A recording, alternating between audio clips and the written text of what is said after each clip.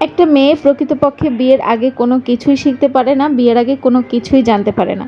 যখন তার বিয়ে হয় ঠিক তখন থেকে তার জীবনটা শুরু হয়। আমি তো বলবো মেয়েরা কখনো বিয়ের আগে কোনো কিছু বই পড়ে শিখতেই পারে না, যেটা শিখে বিয়ের পরে বাস্তবতায় পড়ে শেখে। শুধু মেয়েদের ক্ষেত্রে নয়, এটা অনেকটা ছেলেদের ক্ষেত্রেও। আসসালামু আলাইকুম, কেমন আছেন সবাই? আশা করি সবাই ভালো আছেন। আলহামদুলিল্লাহ, আমিও ভালো আছি। তো আজকের ভিডিওটি কিন্তু এটা পুরোপুরি কোনো ভিডিও নয়, এটা হচ্ছে ঈদের সময়ে, রোজার ঈদে আমি কাচ্চি বিরিয়ানি রান্না করেছিলাম আমার শ্বশুর বাড়িতে, সেটারই একটা ছোট্ট ক্লিপ। তো পুরোপুরি ভিডিওটা শ্যুট করা হয়েছিল, তবে আনফর্চুনেটলি সেটা ডিলিট হয়ে গেছে। তো যেটা ছিল অল্প একটু ক্লিপ ছিল, সেটাই আপনাদের সঙ্গে শেয়ার করছি, আর কিছু কথা বলবো। শুরুতেই কেন ওই কথাটা বললাম তার একটা কারণ আছে। কারণ মেয়েরা বিয়ের আগে কিন্তু অনেক কিছুই জানে না, অনেক কিছুই বোঝে না, বা মানুষের আসল রূপ কোনটা, কী করলে কি হতে পারে, এসব কোনো কিছুই কোনো মেয়ে বুঝতে পারে না। কিন্তু বিয়ের পরে একটা মেয়ে যা শিখে বা যা জানতে পারে, বা একটা মেয়ের মধ্যে যে ম্যাচুরিটিটা বিয়ের সাথে সাথে চলে আসে, সেটা আসলেই অভাবনীয়। আর বিয়ের পরে মানে প্রতিটা সময়, প্রতিটা মুহূর্তেই মেয়েদের জন্য একটা মানে শিক্ষা প্রতিষ্ঠান বলা চলে বিয়ের পরের জীবনটা। বিয়ের পরে মেয়েরা অনেক কিছু শিখতে পারে, অনেক কিছু জানতে পারে। আর যদি তার শ্বশুরবাড়ি এবং স্বামী ভালো হয়, সেগুলো যদি ভাগ্যক্রমে শ্বশুরবাড়ির লোকজন এবং স্বামীকে ভালো পায়, তাহলে তো সেই মেয়েটার কপাল ভালো। আর যদি সেগুলোর ক্ষেত্রে কোনো খারাপ হয় বা শ্বশুরবাড়ির লোকজন ভালো না হয়, তাহলে তো সেই মেয়েটার কপালে দুঃখ কষ্টের কোনো শেষ নেই। তবে আমি এমন অনেক মেয়েকে দেখেছি যারা বিয়ের পরে শুধুমাত্র নিজের জামাই আর নিজের ছেলে মেয়ের কথাই চিন্তা করে, শুধুমাত্র নিজে এবং নিজের জামাই, ছেলে মেয়ে এদেরকে নিয়েই থাকতে চায়, অন্য কারো কথা চিন্তাও করে না বা কোনো দায়িত্বও পালন করতে চায় না। অনেকে আছেই যারা বিয়ের পরেই জামাইয়ের টাকাকে নিজের সম্পত্তি মনে করে এবং মনে করে যে জামাইয়ের টাকার উপরে শুধুমাত্র তার আর তার সন্তানদের অধিকার আছে।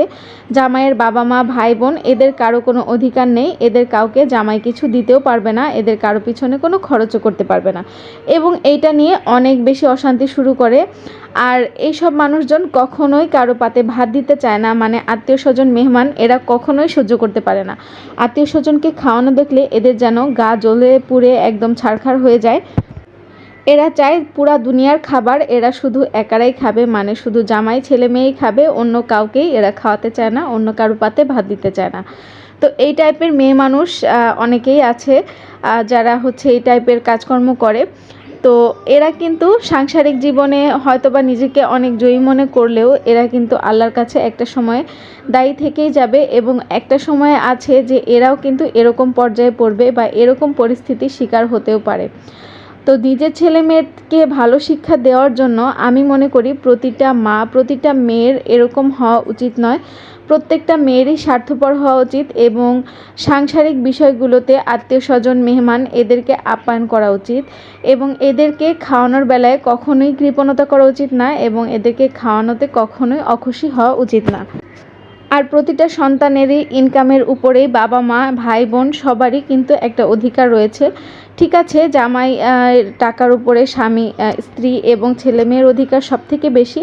তাদের দায়িত্ব পালন করার পরেও কিন্তু বাবা মা ভাই বোনের উপরে কিছুটা দায়িত্ব থেকে যায় বা কিছুটা তাদের হক থেকে যায়, যেই হকটা আদায় করা অবশ্যই কর্তব্য। তো যাই হোক, আজকের কথাগুলো আমি নিজের বাস্তব অভিজ্ঞতা থেকেই বলছি। আমাদের আশেপাশে কিন্তু এরকম অনেক মানুষই আমরা দেখি। তো আজকের ভিডিওটা এখানেই শেষ করছি। আমার ভিডিওটা এ পর্যন্তই ছিল। তো আপনারা সবাই ভালো থাকবেন, সুস্থ থাকবেন, আর ভিডিওটি কেমন লেগেছে অবশ্যই কমেন্ট করে জানাবেন। আর আমার কথাগুলো আসলে আমি কাউকে উদ্দেশ্য করে বলিনি, সবাই ক্ষমা সুন্দর দৃষ্টিতে দেখবেন। আল্লাহ হাফেজ।